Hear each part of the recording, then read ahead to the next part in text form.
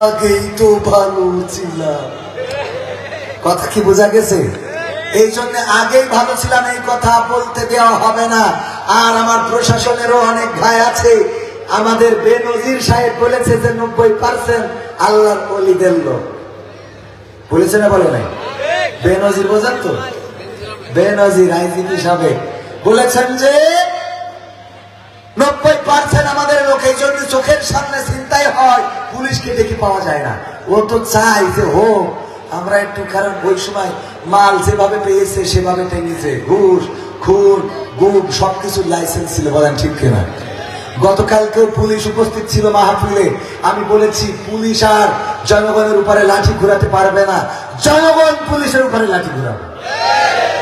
কারণ আমাদের ট্যাক্সের টাকায় বেতন দিবা, আমাদের টাকায় তোমার বউয়ের লিপস্টিক কিনবা, আমাদের টাকায় তোমাদের বউয়ের ব্লাউজ শাড়ি সায়া ব্রা কিনবা, আর আমাদের উপরে তোমাদের বন্দুককে তাক করবা। এটা বাংলাদেশে আর হতে দেওয়া হবে না। এই জন্য এখন থানায় থানায় পুলিশ গ্রেফতার হচ্ছে।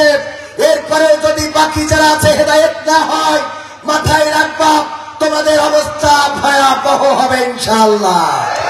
কারণ আল্লাহ রাব্বুল আলামিন ছাড় দেন কিন্তু ছেড়ে দেন না। আর যারা মনে করো, অনেকেই বলে আমরা ফিরবো ভয়ঙ্কর রূপে, আমরা তো আমাদের জীবনটা আল্লাহর কাছে বিক্রি করে দিয়েছি। আমরা বলেছি ইন্না সলাতি ওয়া নুসুকি ওয়া মাহইয়ায়া ওয়া মামাতি লিল্লাহি রাব্বিল আলামিন। নিশ্চয় আমাদের নামাজ, আমাদের কুরবানি, আমাদের জীবন, আমাদের মরণ সবকিছু বিশ্ব প্রতিপালক আল্লাহর জন্য। আমরা তো আমাদের জীবনকে আল্লাহর রাস্তায় সঁপে দিয়েছি। আমাদের মৃত্যুর ভয় দেখাও। একজন মনীষী বলেছিলেন, কারাগারে যখন তাকে ফেলে বলেছিল তোমাকে আমরা খাইতে দেব না, পিপাসায় পানি দেব না, তোমার প্রয়োজন মিটাতে দেব না। ওই লোকটি বলেছিল আমাকে খাওয়ার ভয় দেখাও, আমাকে পিপাসার ভয় দেখাও, আমাকে ক্ষুধার ভয় দেখাও। অথচ তোমরা জানোই না আমরা তো সেই জাতি যারা প্রতিটা বছরে একটা মাস করে না খাওয়ার ট্রেনিং করে থাকি। বলেন ঠিক কিনা? তোমরা আমাদের ভয় দেখাও, আমাদেরকে পৃথিবী ছাড়া করবা। তোমরা আমাদেরকে ভয় দেখাও, আমাদের জেলখানায় ভরবা। তোমরা আমাদেরকে ভয় দেখাও, আমাদের নির্যাতন করবা। আমাদের রাসূলের সুন্নাহ হলো আমরা নির্যাতিত হব। আমাদের রাসূল শিখিয়েছেন, আমাদের কোরআন জানিয়েছেন, আমাদের মৃত্যুটা যদি শাহাদাতের মৃত্যু হয় তবে আমরা সেই সেতু পার হই, যেই সেতুটার নাম শাহাদাত, উপরে আছে জান্নাত। সুতরাং ওই জান্নাতের জন্য জীবন দিতে আমরা কার্পণ্য বোধ করি না। ঠিক না ঠিক? বরং যার মনের মধ্যে শাহাদাতের তামান্না নাই, যার মনের মধ্যে শাহাদাতের চিন্তাটা নাই, যার মনের মধ্যে শহীদ মৃত্যুর তামান্না আকাঙ্ক্ষা নাই, এই মানুষটার মৃত্যু হবে মুনাফিকের মৃত্যু। কথাটা কার? মানে আল্লাহর কথা বলে দিতে পারি বেশি কেন? আমরা জানি আর না জানি কালেমা তৈয়বাটা পড়েন তো, লা ইলাহা ইল্লা আনতা সুবহানাকা ইন্নী কুনতু মিনাজ জালিমিন। মানে ও এটা ওই যে বাসের মধ্যে থেকে শিখেছে কালেমা তৈয়বা, মনে করে এটা এভাবে বলা যাবে না। আল্লাহর নবী সাল্লাল্লাহু আলাইহি সাল্লাম বলেছেন, যদি কারো মনের মধ্যে শাহাদাতের তামান্না না থাকে, যদি কারো হৃদয়ের মধ্যে শহীদ মৃত্যুর আকাঙ্ক্ষা না থাকে, এই মানুষটার মৃত্যু হবে নেফাকির মৃত্যু, মুনাফিকের মৃত্যু। আর মুনাফিক এতটাই ভয়ঙ্কর, আল্লাহর নবী সাল্লাল্লাহু আলাইহি সাল্লাম বলেছেন মুনাফিকের অবস্থান হবে জাহান্নামের একেবারে নিম্নতম স্তরে। বলেন নাউযুবিল্লাহ। মুনাফিকের ভয় আল্লাহ রাসূলের সাহাবীরা এতটাই পেতেন, ওমর রাদিয়াল্লাহু তাআলা আনহুর উপরে আক্রমণ করা হলো। ফজরের নামাজের দ্বিতীয় রাকাতে যখন দাঁড়ালেন, সেই সময় আক্রমণ করা হলো। আক্রমণ করলেন আবু লুলু নামের একজন ইহুদির গোলাম। সে আক্রমণ করলো, তার খঞ্জরটা ছিল দুই দিকে ধারালো, মাঝখানে হাতল। সেই খঞ্জর দিয়ে ডাইনে চালায় বামে চালায়, যেই দিকে চালায় আহত হইতে পারবে। দুই দিকে যেহেতু ধারালো জায়গা, এবং এই খঞ্জরটা বানিয়ে একটা মাস বিষের পাত্রে চুবানি দিয়ে রেখেছিল, যেন কাউকে আক্রমণ করলে সে আর পৃথিবীর পরে না বাঁচতে পারে। ওমর রাদিয়াল্লাহু তাআলা আনহুকে আক্রমণ করে পালানোর সময় আরো 7 জনকে ওই দিন শহীদ করেছিল। ও আমার ভাইয়েরা, এই আবু লুলু যখন আক্রমণ করলো, এমনকি আবু লুলু নিজেই যখন ধরা পড়ে গেল, নিজের ওই খঞ্জরটা দিয়ে নিজের গলাটা কেটে এই পৃথিবী থেকে বিদায় নিয়েছে। ওগো আমার ভাইরা, ওমর রাদিয়াল্লাহু তাআলা আনহু বেহুশ হয়ে পড়ে গেলেন। হুশ ফেরার পরে আল্লাহর নবীর খলিফা, আল্লাহর নবীর সাহাবী ওমর রাদিয়াল্লাহু তাআলা আনহু সন্তানকে ডাকলেন, সাহাবীদেরকে ডাকলেন। আব্দুল্লাহ বিন ওমরকে ডেকে বললেন, যাও পানি নিয়ে আসো। সবাই চিন্তা করলো পানি পান করবে বুঝি ওমর, কিন্তু না, উযু করলেন। তারপরে উযু করার পরে নামাজ আদায় করলেন। বললেন, আমার ফজরের নামাজটা আমি কমপ্লিট করতে পারি নাই। এমন একটা সময়, যেই সময় পেটের ফুঁড়িটা বের হয়ে গেছে, পেটটা ছিদ্র হয়ে গেছে, ওমর, আব্দুল্লাহ ইবনে ওমরের রুমাল দিয়ে, তোয়ালে দিয়ে, পাগড়ি দিয়ে পেটটা বাঁধা, ওটা খুলে দিলে বুড়িটা বের হয়ে যায়।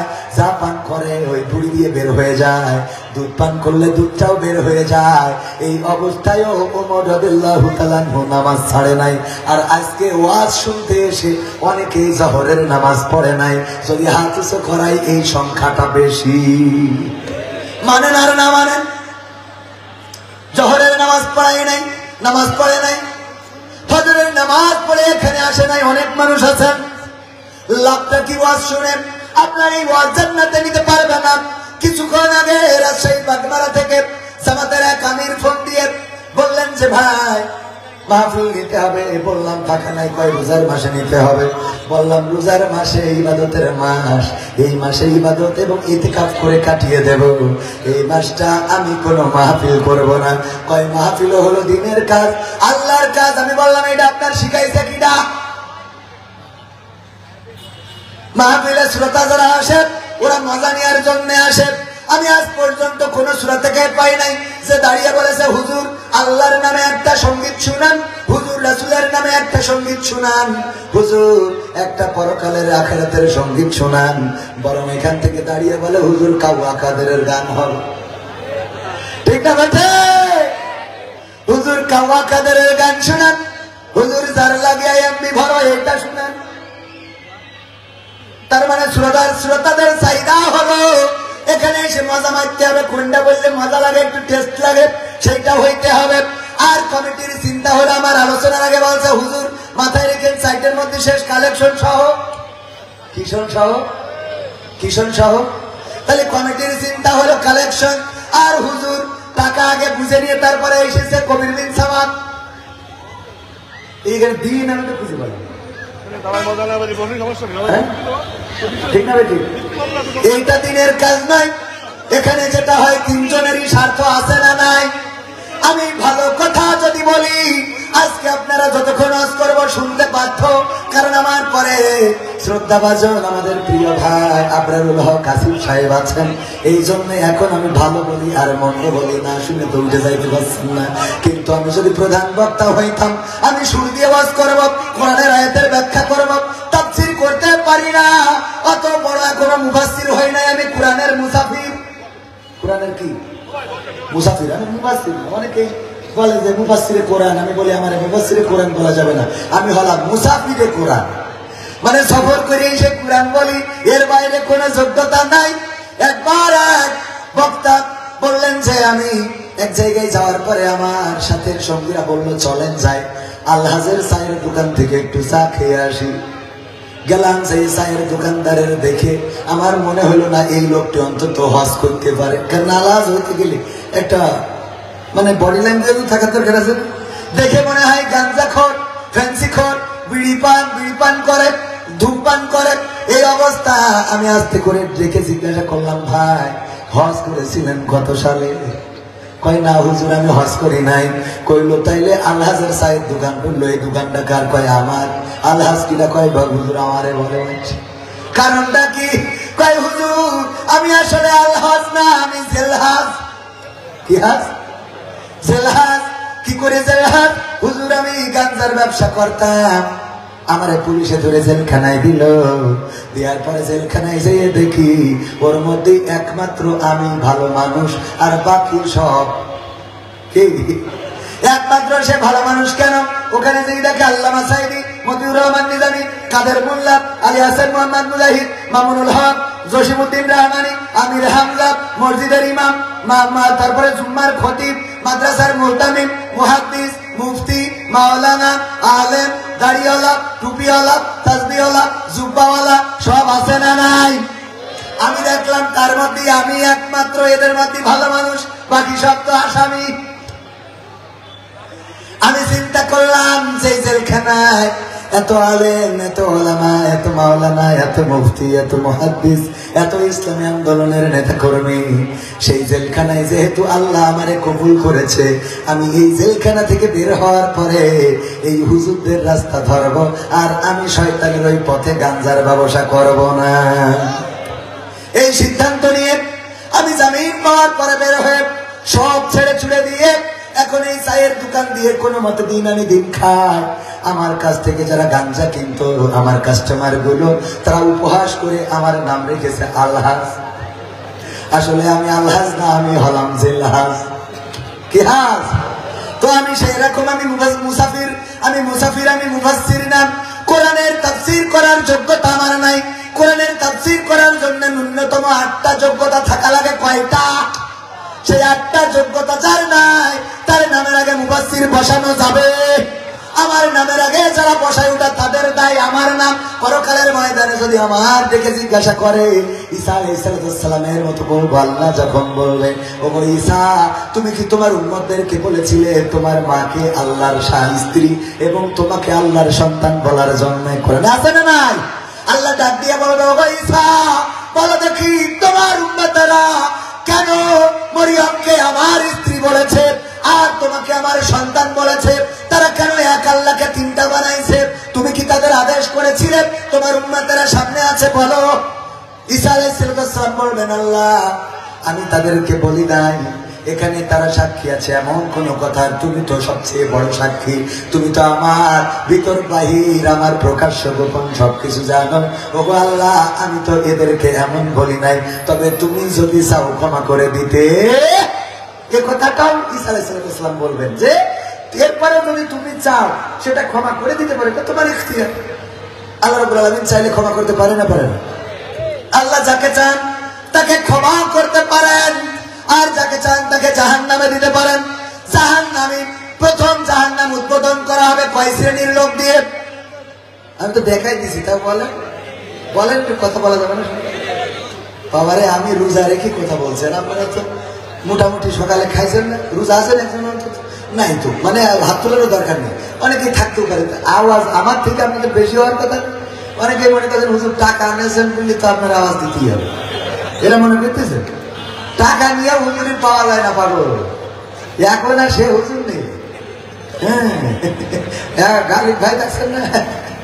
হ্যাঁ, এখন সে হুজুর নেই, এখন কুপান দিয়ে থাকবে। কথা কিন্তু লাগে, কন্ডিশন দিন দিন যত বড় হচ্ছে তত কন্ডিশন থাকে। এই করতে, ওই করতে, ওই করতে, ওই করতে। হ্যাঁ, আল্লাহ কবুল করুন, বলেন আমি। মাহফিল যেদিন আল্লাহর জন্য হবে সেদিন আমি আল্লাহর জন্য করব। আমি বুঝাই দেবো, কেন বুঝাই দেবো? বুঝাবো। কোন কারণে যদি এখানে না আসতে পারি, তাইলে কোন কমিটির লোক আমাকে গালমন্দ করতে পারবে না, আমার নিয়ে ফেসবুকে লেখালেখি করতে পারবে না, আমার নিয়ে বাজে কথা বলতে পারবে না। বলবে যে হুজুরের সমস্যা ছিল তাই আসে নাই। কথা বোঝেন? ভালো করে বুঝাই দিই। আল্লাহর জন্য নামাজ পড়েন। কি পড়েন? নামাজ। এই মসজিদে জোহরের নামাজ যারা পড়েননি, কারোর কি ধরি কেউ কোনো কথা বলেছে? ধরেন আমি এই সেখানে মসজিদে জামাতে পড়ার কথা ছিল, যে আমি বলিলাম যে জোহর ওখানে যেই পড়বো, যে কয়টাই বাজে জোহর এখানে এসে পড়েছি, কথা রাখিস, কিন্তু জামাত ফেল করেছি। এর জন্য গালিব ভাইকে আমার কলা ধরি বলি যে জামাত ফেল করলেন কেন? আজকে এই মাহফিলে যদি মাগরিবের সময় আমি আসতাম, বলেন তো আমার পাঞ্জাবি থাকতো কিছু? মাহফিল শেষ হবে 4টায়, আপনি মাগরিবের সময় আসেন কি কিনে গা দেখাত? কথা কয় না। তাহলে নামাজটা কাজ জানবে। আমি দেরি করে পড়লাম, আমার কেউ কৈফিয়ত মেলে না। কৈফিয়ত দেবো কার কাছে? মাহফিল যেদিন করবো আল্লাহর জন্য, আসা না আসার জন্য কৈফিয়ত হবে আল্লাহর কাছে। কমিটি যেদিন বলবে আমরা কোনো কৈফিয়ত নেব না, সেই দিন কমিটির থেকে 1 টাকাও নেব না। পাকামাকি বোঝা গেছে? আমার গাড়ি যদি এখন রাস্তায় আসতেছি, ওই রাস্তায় প্লিজ গাড়িতেছে, কি গাড়িতেছে? গাছ একটা ফেলাই দিয়েছে, আমরা আসতেছি গাছ ফেলানো। আপনারা তো দেখেননি, আমার ক্যামেরাম্যান আছে সাক্ষী। আমি আসার পথে গাছ ফেলানো, ওখান থেকে আবার ঘুরিয়ে যেয়ে এক সলিং দিয়ে ভাঙা রাস্তা দিয়ে হিন্দু পাড়া দিয়ে খ্রিস্টান পাড়া দিয়ে কমে আসলাম। আমার তো টাইম মতো আসতেই হবে। যদি বলি আমার গাড়িটা খারাপ হয়ে গেছে, হুজুর আসতে হবে, কবে হুজুর গাড়ি খারাপ হয়ে গেছে, আমরা উল্টো গাড়ি নিয়ে আসছি। আমার বউ হাসপাতালে, আমার মাকে আজকে ডাক্তারের কাছে পাঠালাম, আমার বোনকে দিয়ে, আমার ছোট বোনকে দিয়ে। আমার মা এতটাই অসুস্থ, 8 দিনে জানেন যে আমার চিকিৎসা ফ্রি। আর আমি গেলে তো 8 দিনের অন্য একেবারে ক্যামেরার সামনে দায়িত্ব নিয়ে বলছি যে আমি 8 দিন হাসপাতালে গেলে অন্য যারা অন্তত কবির বিন সামাদকে চেনে তারা অ্যালার্ট থাকে যে যদি কোনো ফলস করি তাহলে বিপদ আছে। সেই মানুষটা আমার মাকে নিয়ে হাসপাতালে যাওয়ার সুযোগটা নাই। কেন নাই? আমার এখানে এসে মাহফিল ধরতে হবে 2টার সময়, জহরের পরে আমার আলোচনা।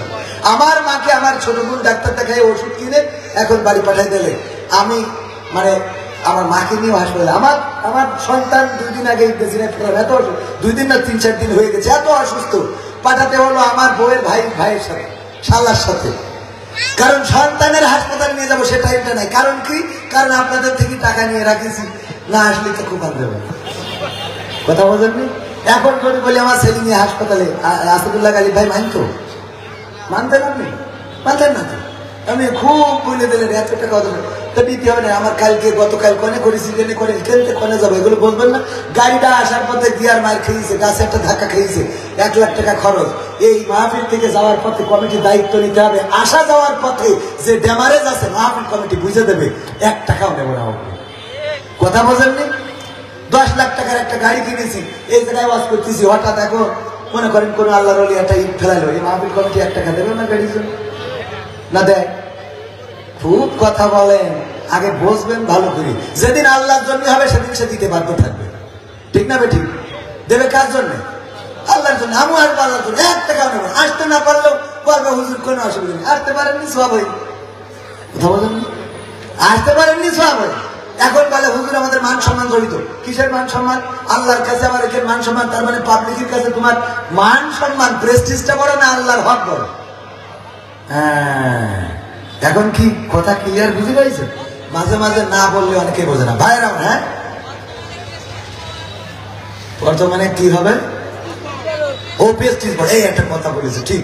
আসলে প্রেস্টিজ এখন ওই আমার এই কোটিটার দাম হলো 8,300 কত টাকা। তো আমাদের মারুফ যেটা হয়েছে ভাতিজা থাবাই দেখেন না, তো আমার বলছে ভাই একটু কোটিটা একটু হাত তুলে দেখি যে 8,000 টাকায় কি আছে। তো এই 8,000 টাকা কোটি গায়ে দিতে হবে কেন? আমি তো এটা বুঝলাম না। ওই যে ভাইয়ের গায়ের উপরে আরেকটা কি আছে, ওটা গায়ে দিতে হবে কেন? এই গায়ে দিলে কি আজ ভালো হয়? তো দিতে হয় কেন? প্রেস্টিজটা বড়, বোঝেননি? হুজুরের পোশাকটা কি হুজুরের? হ্যাঁ ভাইজান সভাপতি সাহেব, আমি তো ভাই না চাচা। হ্যাঁ, কারণ ওনার ছেলে আমাদের সাথে, ওনার ছেলে ভাই, উনি কি? হ্যাঁ, আল্লাহ কবুল করুন। বলেন যাই হোক, আলোচনায় আসি ভাইয়ারা আমার। এই জন্য নামাজের কথা বলছিলাম। জোহরের নামাজ পড়েন নাই, এখানে আপনি 4 ঘন্টা 10 ঘন্টা 20 ঘন্টা ওয়াজ শুনে কোনো লাভ। আপনি ফজরের নামাজ পড়েন নাই, এই ওয়াজ শুনে লাভ নাই। কিন্তু যদি আপনি আজকে শপথ নিতে পারেন আর নামাজ কাজা করবেন না, তাইলে বলবো এই ওয়াজটা আপনার জন্য সফলতা বয়ে আনবে। বলেন সুবহানাল্লাহ। আজকে সিদ্ধান্ত নিতে পারবেন না? মিজানুর রহমান আজহারীর দিন 3 তারিখ মাহফিলের দিন, আমার মা গেল, আমার স্ত্রী, আমার খালা, আপনজনদের গাড়িতে করে নিয়ে আমি মাদেরকে নামিয়ে গ্রাউন্ড ফ্লোরে গিয়েছি গাড়ি পার্কিং এর জন্য। মেডিকেল কলেজের গ্রাউন্ড ফ্লোরে যেয়ে দেখি কয়েকজন যুবক মালটাই। আমি বললাম তোমরা কারা এখানে ঢুকলে কেমনে? মানে আমার দেখি বিড়ি আগে পিছনে এসে আস্তে করে বের করি, কই হুজুর এ মাল খাওয়া নিয়ে আইছি। বলেন দেখাই দেয়, মানে ও মুখ দিয়ে বলে নাই কিন্তু কিছু বুঝে নিতে হয় যে এটা খাওয়ার পরিবেশ। আমি বললাম তোমরা কারা? তোমরা কি কোম্পানির লোক? এখানে ঢুকলে কেমনে? এখানে তো ঢোকা যায় না। কই হুজুর আমরা মিজানুর রহমান আজহারীর ভক্ত। মিজানুর রহমান আজহারীর বিড়ি খাওয়ার জন্য গ্রান্ড ফ্লোর, যেখানে ঢোকা যায় না সেখানে ঢুকেছে। আমি বললাম এখানে কেন? কয় বাইরে পরিবেশ পাচ্ছি না হুজুর, এই জন্য এখানে ঢুকে মালটা টানতেছি। কলাম মালটা ফেলো, আস্তে করে চলে যাও। হতে পারে ওই মাহফিলটা তাদের হেদায়েত।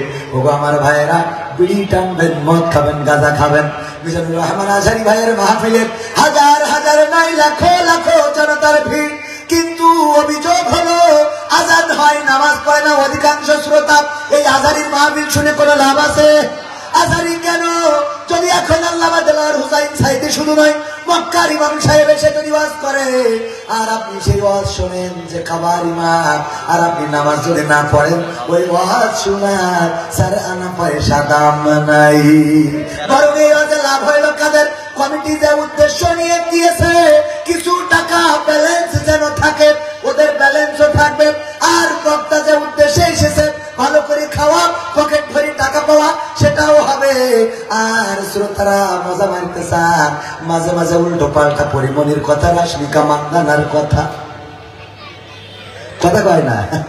আমার আসিফ ভাই শ্রোতা যারা সব রাস্তায় দাঁড়ানো, কারণ আবরারুল হক আসিফ ভাইয়ের শ্রোতা অধিকাংশ মুইতে পানি নেয় না, ঠিক না বেঠে? ওরা রাস্তায় দাঁড়ানো, নামাজও পড়াবে না, এসে বলবে হুজুর আমি আপনার বড় ভক্ত, আল্লাহর জন্য ভালোবাসি, আমার একটু ঠোঁটটা কাটা ওপেন কথা বলে ফেলি, সামনের পরে বলা আমার অভ্যাস। কারণ বিশ্ব নবী সাল্লাল্লাহু আলাইহি সাল্লাম বলেছেন, একজন মুমিন অপর মুমিনের আয়না। কি সামনের পরে বলার দরকার আছে না নাই?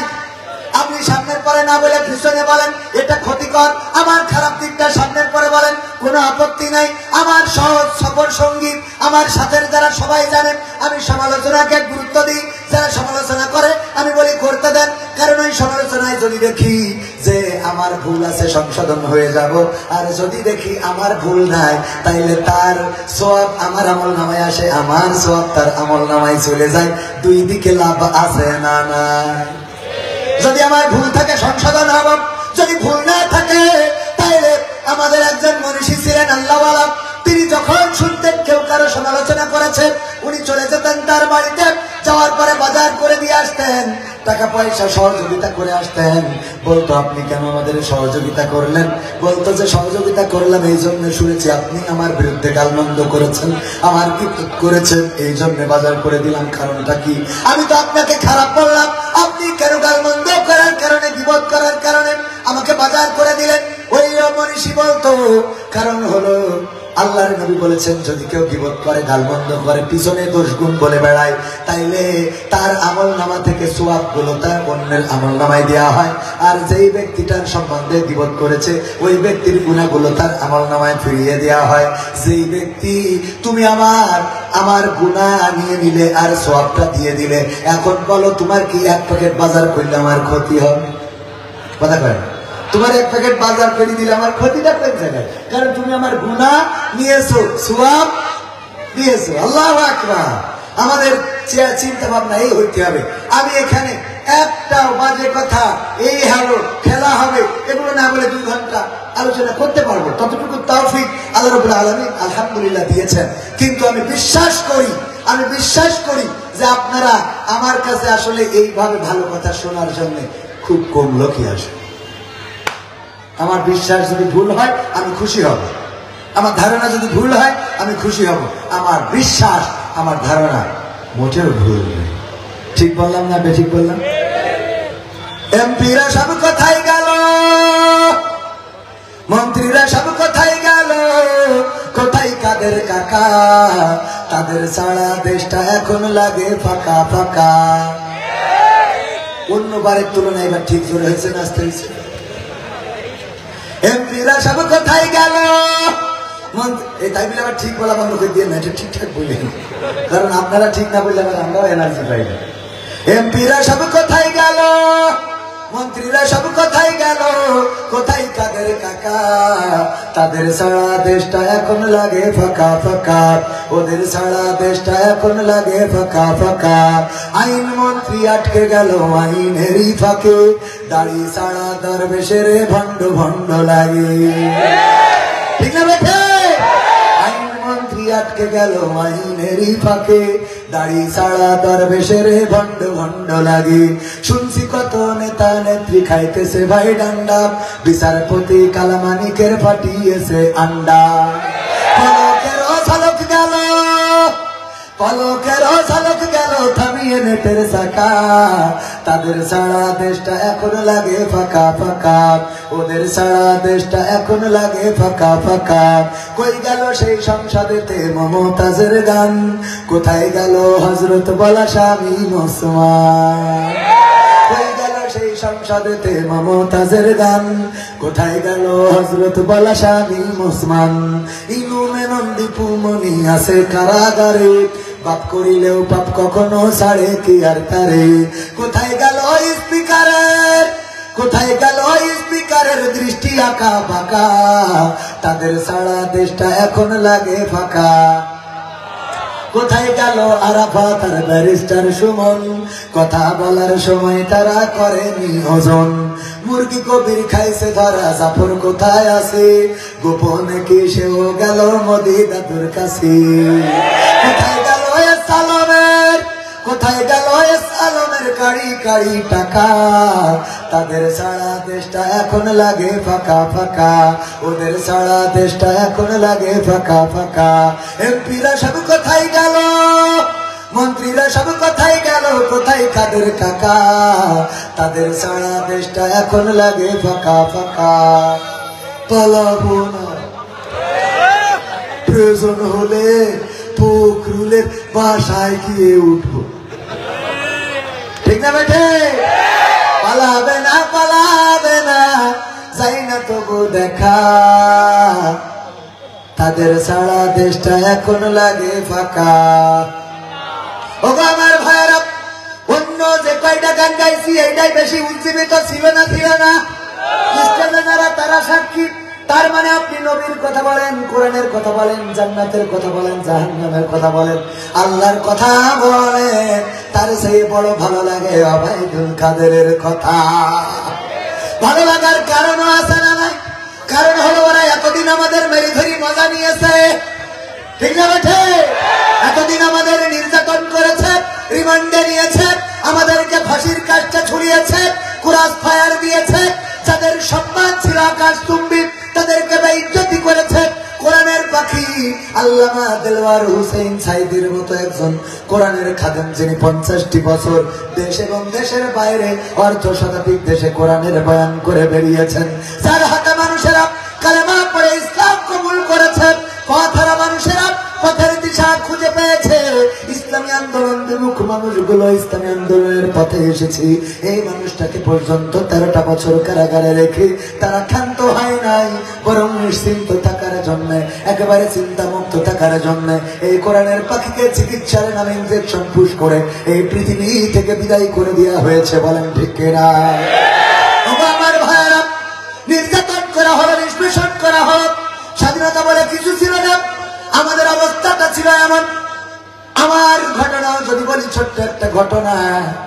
সাতক্ষীরা থেকে আসার পথে সাতক্ষীরার চৌরাস্তায় পুলিশ দাঁড় করিয়ে বলতেছে, হুজুর গাড়িটা সার্চ করবো। বললাম করেন। আমার ক্যামেরা পার্সনকে বললাম খেয়াল রাখেন যেন পকেটটা কিছু ভরিয়ে না দেয়, কারণ পকেটের মধ্যে মাল থাকে না, থাকে না। ধরে দিয়ে বের করে বলবো, হুজুর গো আপনার গাড়িতে কেন এইটা পাইলাম রে, ঠিক না বেঠে? আমার ভাইরা কিছুই পাই নাই, পানির বোতলে নিয়ে বলছে, হুজুর বোতলে কেমন জানি মদের গন্ধ পাওয়া যায়। আমি বললাম মদের গন্ধ আমার এই পানির বোতল? বলতেছে আপনি সুখী দেখেন, আপনি শোকেন, আমি দরকার নেই, আপনি শোকেন, আপনি বলবেন।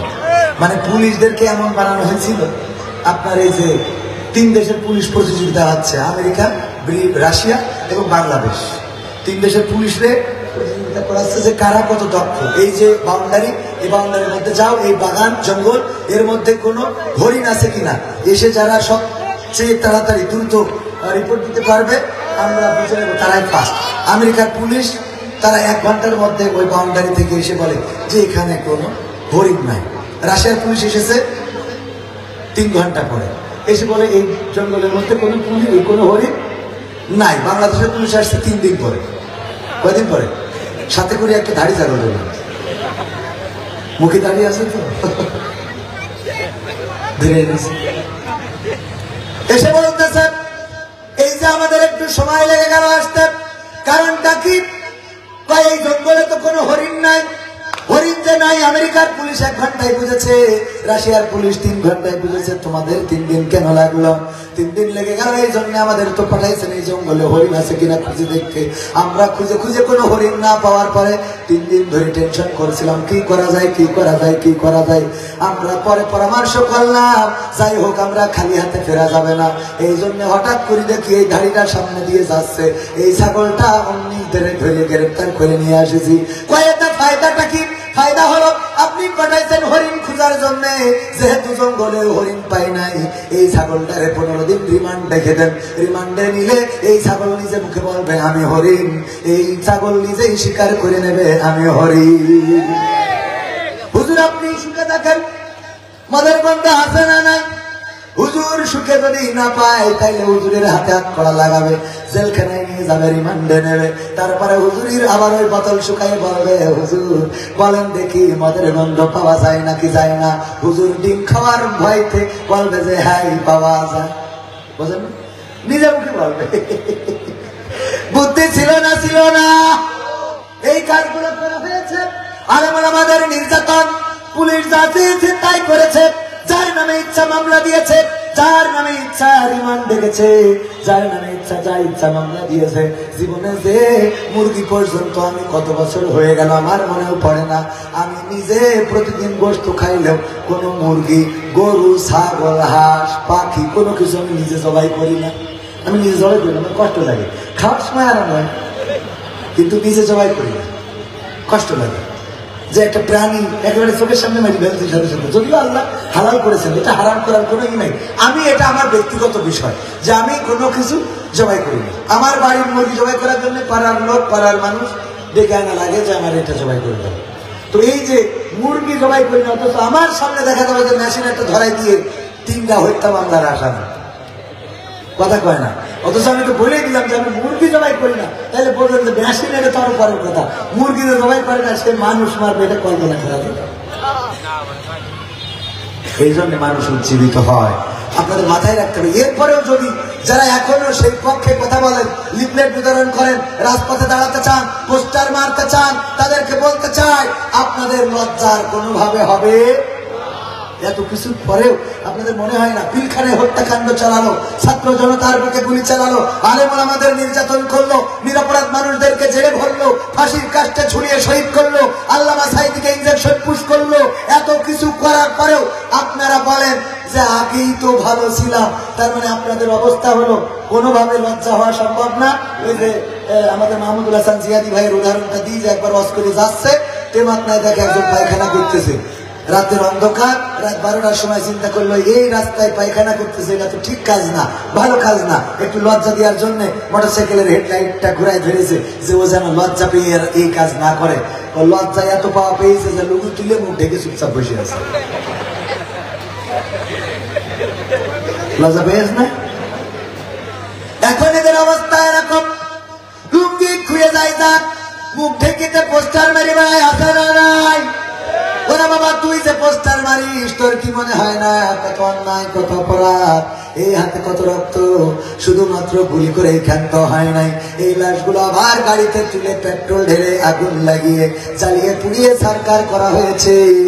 এত কিছুর পরেও যদি তোমাদের মনে হয় আরো কিছু বলা দরকার, তাইলে তোমাদের জন্য আমাদের আর কোনো ওয়াজ নাই, তোমাদের জন্য আবাবিলের পাথর ছাড়া আর শেষ রক্ষা হবে, কথা কয় না? তোমাদের জন্য এর বাইরে আর কিছু নেই। আল্লাহ বলেন আল্লাহ যাকে চান তাকে ইজ্জত দেন, যাকে চান তাকে বেইজ্জতি করেন। এটা দেখার পরেও থানায় পুলিশ গ্রেফতার হচ্ছে, এইটা দেখার পরেও তোর হেদায়েত হয় না, কথা কয় না? পুলিশের ডিসি, ওসি, এসপি সব এখন রাত্রে পালানোর চেষ্টা করতেছে। যারা আমার 2-1 জন দেখি ফেসবুকে স্ট্যাটাস দিচ্ছে বিদায় বাংলাদেশ, এয়ারপোর্টে যেয়ে টার্মিনাল থেকে একটা ছবি তুলে বাড়ি যেয়ে ফেসবুকে স্ট্যাটাস দিচ্ছে বিদায় বাংলাদেশ, অথচ বাড়ি থাকে। বুদ্ধি শয়তানি বুদ্ধি, আল্লাহ বিদায় বাংলাদেশ, এয়ারপোর্টে যে টার্মিনাল বিদায় বাংলাদেশ, ছবি ফেসবুকে, অথচ বাড়ি বলে পুলিশ যেই তাকে পান।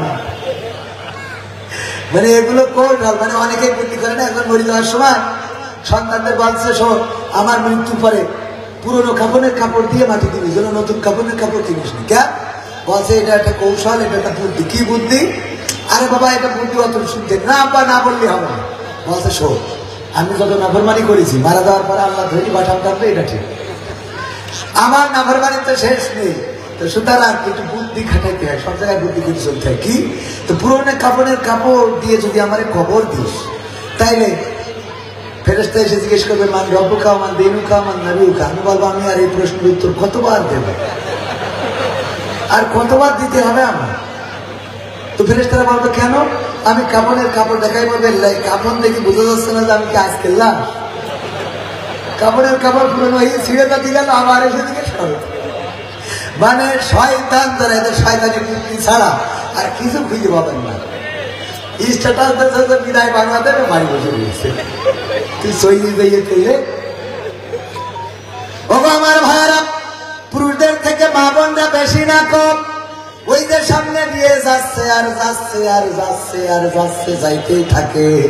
মা বোনরা শুধু মাহফিলে আসে না, রাস্তায় দেখলাম অনেকে আবার সাজু গুজু করে এসেছে। বলেন সুবহানাল্লাহ। আমার ভুল আছে না নাই? আপনি দেখেছেন, চোখের সামনে পড়ে না। যদি বলি দেখিনি তাহলে মিথ্যা বললাম, তবে ইচ্ছা করি দেখিনি, চোখের সামনে বলিস কথা বলেননি। ইচ্ছা করে দেখা যাবে? আবার ওই আজাদ দিয়ে টাকায় থাকলেও হবে না। যে বলি যে একবার দেখলি ক্ষমা, দুবার দেখলি ক্ষমা, তিনবার দেখলি ক্ষমা, 4 নম্বরের ক্ষমা নেই। তো একবারে একেবারে 3বারের থামাই দিলেন না, যা কাজ ছিল আর আগামীতে যা দেখতেন একবারে শেষ হবে। ওগো আমার যুবকেরা, আমার মা বোনেরা যারা সাজুগুজু করেন, তাদেরকে বলতে চাই আল্লাহ বলেছেন ওয়াকারনা ফি বুয়ুতিকুন্না ওয়ালা তাবাররাজনা তাবাররুজাল জাহিলিয়াতিল উলা। ওগো নারীরা পর্দার মধ্যে থাকো, জাহিলি যুগের মেয়েদের মতো সাজুগুজু করে নিজেদেরকে প্রদর্শন করে বেড়ায় না। কথাটা কার? কথাটা কার? আল্লাহ বললেন সাজুগুজু করবা না, নিজেদেরকে দেখায় বেড়াবা না। আর আমার মা বোনেরা এখন সিদ্ধান্ত নিয়েছে আল্লাহ, ভাতও খাবো মুড়িও খাবো। ভাতও খাবো, বোঝেননি মনে হয়? সভাপতি জেনারেল হাজ মুক্তার আলী বিশ্বাস সাহেব, উনি বলল তোমাদেরকে একটু পিকনিকে নিয়ে যাবো বাদখালীতে, আমার সাথে 10 জন যাইতে পারবে। উনি 10 জনকে দাওয়াত দিয়েছে। আমরা 10 জনের জায়গায় এমনি সেমনি করে 20 জন হয়ে গেছে। সভাপতি জানে যে 10 জনকে ডাকলে 20 জন হবে, কারণ সে প্রভাবশালী মানুষ। এই জন্য বুদ্ধি করে 10 জনের জন্য ভাত আর 10 জনের জন্য মুড়ি ভাজা এই জাতীয় কিছু নিয়েছে, যে অন্তত যদি লোক বেশি হয় তাইলে কিছু লোকের ভাত খাওয়াবো আর কিছু লোকের মুড়ি খাওয়াবো। আমার কাছে জিজ্ঞাসা করছে কবির বিন সামাদ, আপনি কি খাবেন, মুড়ি খাবেন না ভাত খাবেন? আমি বললাম ভাত খেয়ে তারপর মুড়ি খাবো। উনি বাঁচাতে চান যে যদি কেউ ভাত খায় তাইলে মুড়ি খাওয়াবো না, আর কেউ মুড়ি খাইলে ভাত খাওয়াবো না। বলে দিলাম ভাত খেয়ে তারপর ডাক্তারের কাছে জিজ্ঞেস করছে, ডাক্তার বলেছে যে শোনেন, আপনার যে শরীরের কন্ডিশন, আপনি এখন থেকে সকালে 1টা, দুপুরে 2টা, রাত্রে 2টা রুটি খাবেন। তো বলছে ডাক্তার সাহেব ভাত খাওয়ার আগে না খাওয়ার পরে? বলছে সবাই থাকতে ভাত খাওয়াবো না বলেই তো বলছে রুটি খাবে। ওর খাওয়ার আগে না পরে রুটি খাবে। ওর বেকায়দা অবস্থা হয়ে গেলে তো একটু কন্ট্রোল করে দিচ্ছে যে 1টা রুটি 2টা রুটি 2টা রুটি। ডাক্তার সাহেব ভাত খাওয়ার আগে না পরে? কথা বলেননি? হ্যাঁ, আমি শেষ করতে বলে দিই। আমারও কম কাজ বলবার একটু ভালো করে আমি টাইমের ব্যাপারে খুব এলা। আমার খাতি দেন না দেন টাইমটা ঠিক, আমার 2টা জিনিস ঠিক রাখতে হবে। একটা হলো আর্থিক বিষয় আর একটা হলো টাইমের বিষয়। এই দুটোর জীবনে যে গুরুত্ব দিতে পারিনি, সে জীবনেরই গুরুত্ব দিতে পারিনি। বলেননি? সময় মানেই তো জীবন। আমি যতজনের টাকা ধার দিয়েছি, খুব কম লোকই পাইছি যে টাইম মতো রাইট টাইমে টাকা পরিশোধ করেছে। এমনকি ইমিডিয়েট একজনের টাকা ধার দিয়ে জানুয়ারির 16 তারিখ 15 তারিখে দেওয়ার কথা, ফেব্রুয়ারির 15 চলে গেছে, না যাই না কোনো যাবে। আমি চাইছি, বলছে ভাই চাপ দিয়েন না, আমি লাইন মতো করে দেবো। আমার সাথে আর একজনের টাকা ধার দিয়েছে 2 লাখ, দিতে দিতে লাস্টে 5,000 পাঁচশো 5,000 তো দেবো। এমন আছে কলা বেচা টাকা কি পাবেন টুকটাক টুকটাক। এই জন্য এই জায়গাগুলো গুরুত্ব দেওয়ার দরকার আছে না? লেনদেনে যার স্বচ্ছতা নাই, সেই ব্যক্তির জীবনের কোনো স্বচ্ছতা নাই। যদি সে দাড়িওয়ালা হয়, হুজুর ইমাম হয়, মাওলানা হয়, মৌলবী হয়, তাও একই অবস্থা। আর টাইমের যে সচেতন না, সে জীবনকে গুরুত্ব দিতে পারে না। ওগো আমার মা বোনেরা, সাজুগুজু করবেন। আল্লাহ রাব্বুল আলামিন বললেন, ওগো নারীরা, তোমরা সাজুগুজু করো না, পর্দার মধ্যে থাকো। আর জাহিলি যুগের মেয়েদের মতো বেপরদা হয়ে নিজেদেরকে প্রদর্শন করে বেড়াইও না। এখন বেশি দূর যাওয়া লাগবে না, গদখালিতে যান। কথা কয় না? হলদে শাড়ি, মাথায় ফুল, ঠোঁটে লিপস্টিক, তারপরে আবার তার কাটার বেড়া, কালো বেরিয়ে বাউন্ডারি আছে না নাই? ওরে বাবা, কালো মানুষটাও আলকাতরা বেগমটাও পরিমণি এত সাজুগুজু করেছে ওই গদখালিতে, আবার ফুল মাথা। এইগুলো দেখার জন্য আমার যুবকেরা যায়, ওই দেখে মাথা নষ্ট হয়ে যায়। আপা বিয়ে দে, বিয়ে দে, বিয়ে। এইগুলো দেখে বিয়ে না দিয়ে রাসূলের হাদিস দিয়েও তো বিয়ের অনুরোধ জানানো যায়। রাসূলের হাদিস আছে, বিশ্বনবী বললেন, ওগো আমার সাহাবীরা শুনে নাও, যদি তোমরা স্ত্রীদের সাথে মিলন করো, যদি নারীদের সাথে স্ত্রীদের সাথে সঙ্গম করো, তোমাদের স্ত্রীদের সাথে যখন তোমরা একান্তে সময় কাটাও, এই সময়ের জন্য আল্লাহ রাব্বুল আলামিন তোমাদের আমল নামায় সওয়াব লিখে দেন।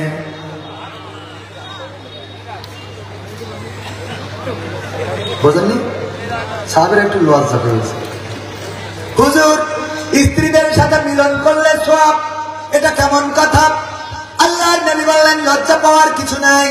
ওগো সাহাবীরা, এই অপরাধটা, এই কাজটাই যদি তোমরা তোমাদের স্ত্রীর বাইরে পরনারীর সাথে করতে, তাহলে আল্লাহ গুনাহ দিতেন কিনা? সাহাবীরা বলল, আলবত গুনাহ দিতেন। শুধু তাই নয়, এই অপরাধ করার কারণে দুনিয়ার শাস্তি হলো মাথা পর্যন্ত গেড়ে দাও, তারপরে এই পাথর নিক্ষেপ করে সঙ্গে স্যার করে দাও। আল্লাহর নবী বললেন, যে অপরাধ করলে আল্লাহ গুনাহ দিয়ে দিত, ওই কাজটাই যখন বৈধ জায়গায়, হালাল জায়গায় করো, আল্লাহ রাব্বুল আলামিন সওয়াব দিয়ে দেন। বলেন সুবহানাল্লাহ। সুতরাং যুবকরা, এই হাদিসটা বাবাকে বলবেন, বাবা আমাদের সওয়াব যেহেতু আছে, বিয়ার 1 বছর পরে করে লাভটা কি? কথা বলেন। বরং 1 বছর পরে তুমি দাদা হবা, মা দাদি হবে, এই কাজটা কেন করে দাও না? আর আমাদের তো সওয়াব হবে। এই কথা বলে বিয়ের অনুরোধ করা যেতে পারে না? পারে না? বিয়ের অনুরোধ করবেন। ওগো আমার মা বোনেরা, আর আপনারা যে চেহারা দেখা আলকাতরা বেগম পরিমণি সাজেন, এই সাজার পরে কিন্তু বাসরের পরে আস্তে করে 3 রাত 5 রাত 7 রাত 1 মাস 2 মাস, তারপরে সম্পর্কে ফাটল ধরে যায়। বলেন ঠিক কিনা? ঠিক না বেঠে? কারণ কি? একজনের বিয়ে হয়েছে, বিয়ে করার পরে কেশবপুরের বিউটি পার্লারের যে মালিক, তার কাছে যাই বলছে, ভাই এই যে আপনার জন্য iPhone 16 pro max, iPhone 16 pro max 2 লাখের উপরে দাম, এটা দিলাম আপনাকে। কেন? কয় আপনি কালকে আমার স্ত্রীকে সাজিয়ে দিয়েছিলেন। খুশি দিয়েছি। ও আল্লাহ আল্লাহ, এইরকম স্বামীর যেন আরো 3টে বিয়ে হয়। দিয়েছে কি? আইফোন 16 প্রো ম্যাক্স কভার, খুব সুন্দর করে। এটা দেওয়ার পরে চলে এসেছে, কভার খুলে দেখে কিসের আইফোন 16 প্রো ম্যাক্স, ওর মধ্যে কভার খুলে দেখে নোকিয়া 1100 গাডার মারা বাটনের কাজ করে, লিখা রয়েছে। এখন কেমন লাগে?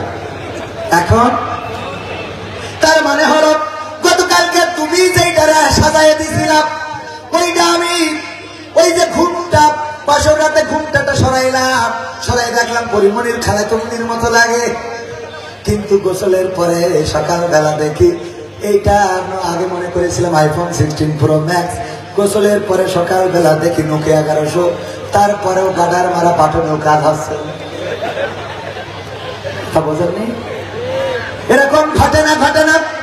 আর আগের সময় বিয়ে দিতে গেলে আমার সভাপতি সাহেব, মুরব্বী যারা আছেন, তারা যে জিজ্ঞাসা করতেন, ওগো মা বলো দেখি তুমি কোরআন পড়তে পারো কিনা? বলতো হ্যাঁ পারি। তাইলে এই কোরআনের 2টা লাইন পড়ে শোনাও। বের করে দিয়ে সামনে ধরা হতো না, 2টা লাইন পড়ে শোনাও। 2টা লাইন পড়ে শোনাতো গুনগুন করে। তারপরে বলতো সূরা ইয়াসিন মুখস্থ আছে কিনা, আর রহমান পারো কিনা, আয়াতুল কুরসিটা হবে কিনা।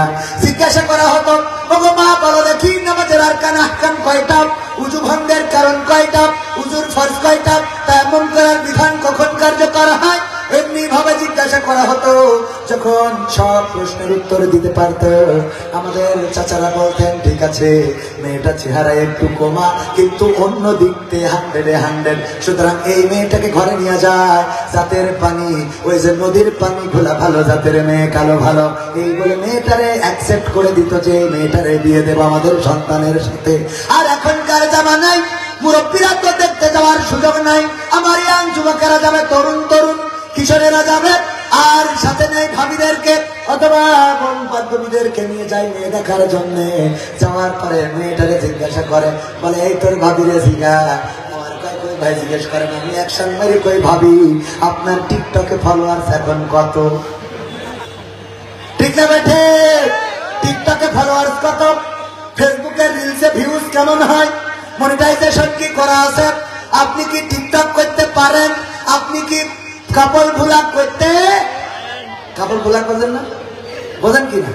এখন কাপল ভুলা করার আগে গদখালি যেতে হবে, গদখালি যাবে, বউ ভিডিও করবে, ফোন একটা কোন জায়গায় আছে, পকেটে আছে, ফোন একটা ধরে স্বামী থাকবে পিছনে, বলবে হাই গাইস সবাই কেমন আছে? হঠাৎ করে লাইভে চলে আসলাম, কারণ কি জানো? আজকে আমার পাগলটা আমাকে নিয়ে গদখালি বেড়াতে নিয়ে এসেছে। এই যে আমার পাগল, এই হাই বলো, হাই বলো, হ্যাঁ ওটা আমার পাগল, আমি তোমাদের আজকে গদখালি সব দেখাবো, সব দেখাবো গদখালি, এবং দেখানোর জন্য এসেছি। তোমরা আমাকে কি শুনছো? কোন ও মা, কবির বিচ্ছাবাদ জয়েন করেছে। হাই কবির বিচ্ছাবাদ, এর নাম কি ভুলার আছে না নাই? আল্লাহ বলল ঢিলা ঢালা জামা কাপড় পরার জন্য আমার মা বোনেরা বুরখা পরে পরে আবার কায়দা করে টাইট করে মাথায় বাঁধে, যে পাশার সাইজটা কত যেন মাপ নিতে পারে। বাঁধতে হবে কেউ, আমার এটা বোঝা দিন, মাজায় করি বাঁধতে হবে কোন দুঃখী। এই ঠিক বলছি, কথা না বলি তুমি পাই নেই, সেলিব্রেট ঠান্ডা রাখতে পারছি না। ওরা এখানে গায়ে বোরখাওয়ালা মেয়ে আমার পাগল করিয়েছে, কারণ তুই যেভাবে বান্ধিছিস ওই বান্ধা সাইডে পর্যন্ত, আমি তো বলছি সাইডে পর্যন্ত, আবার খাতায় লিখতে হবে, অসুবিধা নেই তো, ওরা সাইডে বলতো। আমি সে তো আমি বুঝিস ওটা মাথার মধ্যে আসি, এর তো সাইজ আইল করবো না, এর খালি প্যাকেট নিয়ে যাবে, ওদের পকেটে বিড়ি সিগারেট যা দিয়ে দেবে, ঠিক না ঠিক? এই আসে না নাই, যাদের আসে তারা দেবেন, আমরা বেশি নেবো সমস্যা। গুলাম রব্বানী ভাই বললো যার যা আছে পকেটে দিয়ে দেন, প্যাকেটে একজন 2 প্যাকেট আকিস বিড়ি দিয়ে গেছে, দিয়ে আবার লিখে দিয়ে হুজুর আমার তো শেষ সম্বাদে 2 প্যাকেট আকিস বিড়ি কিনিলাম, খাই এইটাও নেই, আমার হাগা ভাবে দিলে মনে হয় না, তাও আমি দিয়েছি। কারণ কি? কারণ আপনি বলেছেন যার যা আছে পকেটে দিয়ে দেন, প্যাকেটে আমি দিয়েছি, আমার দাবি আছে। কি দাবি? 1 প্যাকেট কমিটি দেবেন আর 1 প্যাকেট আপনি বাড়ি যাওয়ার সময় গাড়িতে বসে টানবেন। বুদ্ধি আছে না নাই? গুলাম রব্বানী ভাইয়ের বাকি না, আমার না কিন্তু।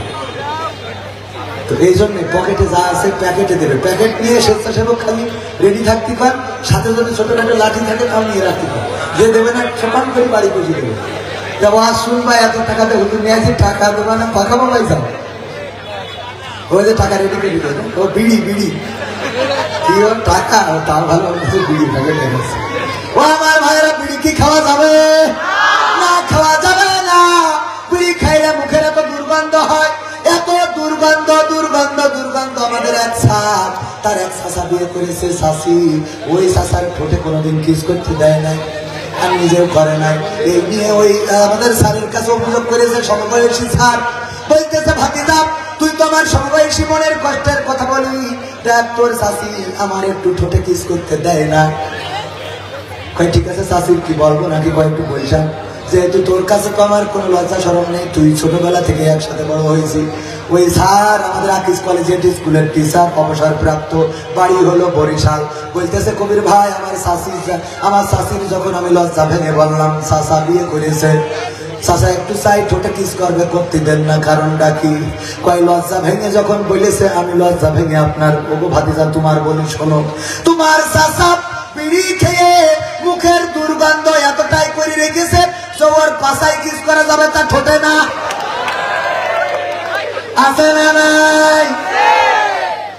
ওর পাশা শুকা যায় তা অন্তত মুখের কাছে মুখ নিয়া যায় না।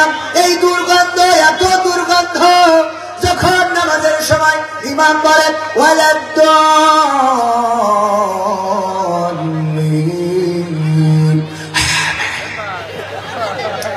মুখ থেকে আমিন যে বললো, ওই যে বেরোইলো, ফেরেশতা খাতা ঠিক চলে যায়, যাকে নামাজ পড়ে কথা বললে এখন লেখা হবে না, কারণ তোর আমিনে যা বের হয়েছে মুখ থেকে আর অন্তত কাঁধে বসে থাকা সম্ভব না, পরে আসবানে। এই খেয়াল করেন আপনারা, পায়খানায় যাবেন, টয়লেটে, পাবলিক টয়লেটে, বোঝা যায় যে আমার আগের যে সিরিয়াল ছিল সে বিড়িখোর ছিল। এই বোঝা যায় না, যায় না? ওখানে একটা ভালো জায়গা, সেখানেও একে দুর্গন্ধ আবার বিড়ির গন্ধ, দুই রকম গন্ধে আমাদের মতো মানুষ ঢুকলি মনে হয় এতে আর না ধরে ওইখানেই থাকে। মনে দুঃখী না বেরোবেন, মনে দুঃখের মানে অধিক শোকে পাথর, বোঝেননি? এইগুলো কি করা যাবে? না, যাবে না। আমার যুবকেরা, আমার তরুণেরা, আমার কিশোরেরা, যদি ধূমপান করে থাকো দয়া করে ধূমপানটা ছেড়ে দিতে হবে। রাজি কারা কারা? দুটি হাত দেখতে চাই। এত লোক ধূমপান করেন,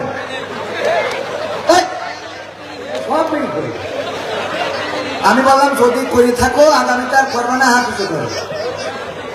যারা করেন না ওদের তার হাত উঁচু করার দরকার নেই। এত বিড়ি করেন আল্লাহ কোন দিয়ে যাবো? সত্যিকার অর্থে যারা বিড়ি খান আর খাবেন না, হাত উঁচু করেন। মনে সাহস নিয়েছে খাই খাবে না, আজকে এই মাহফিলটা সাকসেস হোক। বিড়ি খান, খাবেন না, হাত উঁচু করেন।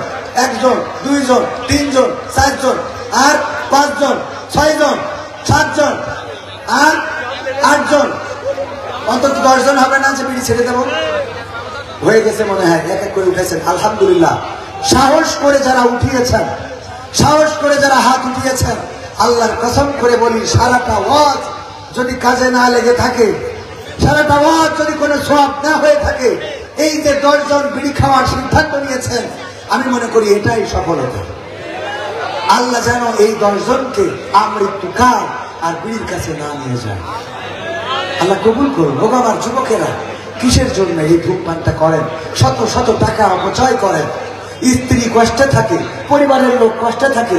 আমার সাথে যখন কেউ কথা বলে, হুজুর আমি আপনার ভক্ত, মুখ দিয়ে গন্ধ বের হয়, আমরা যারা বিড়ি খাই না এটা বুঝতে পারি, সে তো বোঝে না। বোঝে বলেন? সে বোঝে না, কিন্তু যারা বিড়ি খায় না তারা বোঝে। আপনি আমার ভক্ত, বিড়িটাও ছাড়লেন না, এই ভক্ত হয়ে কোনো লাভ নেই। তা আছে। সুতরাং 10 জন মানুষ অন্তত শপথ করেছেন বিড়ি ছেড়ে দিবেন। যুবকদের জন্য আমার 5টা নসিহা। কয়টা? 1 নম্বর কাজ, নামাজ কাজা করা যাবে, নামাজ কাজা করা যাবে না।